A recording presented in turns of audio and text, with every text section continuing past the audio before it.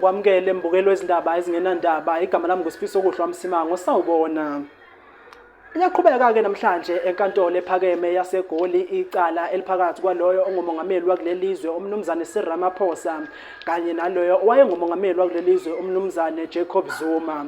Kanti ke umnumzane Cyril Ramaphosa uyacela isinqumo sokuba kumiswe ukushushisa ngasese okwenziwa umnumzane uJacob Zuma lokho sikubiza ngeprivate prosecution ngesilungu. Kanti ke intatheli yendaba Ezingenandaba uSifiso Kuhlwa Msimango uyachaza.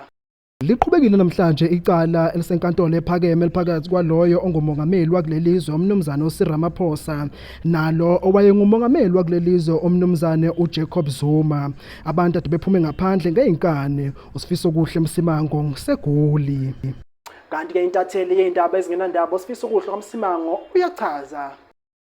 Ngibonge ke Fiso lapho e-studio ngiphinde ngibongelele umbukeli ekhaya igama lami nguSifiso Kuhle ngokaMsimango isibongo njengobubona ke la emva kwami ukuthi sikhona lapha eJohannesburg High Court lapho okwenzekala khona ukuthi umongameli wezwe uCyril Ramaphosa uzocela ke lapha isinqumo esivimbela ke lapha owayengumongameli wezwe uJacob Zuma ukuthi kanje angaqhubeki nokushushisa kwakhe ngasese lokho sikubiza ngeprivate prosecution ngeEnglish. Kanti ke sobe sibona abantu abaningi basupport Jacob Zuma, abantu abaningi basupport uCyril Ramaphosa. Angibuyele kuwena lapha e-studio igama lami nguSifiso Kuhle ngokaMsimango lezi indaba engenandaba.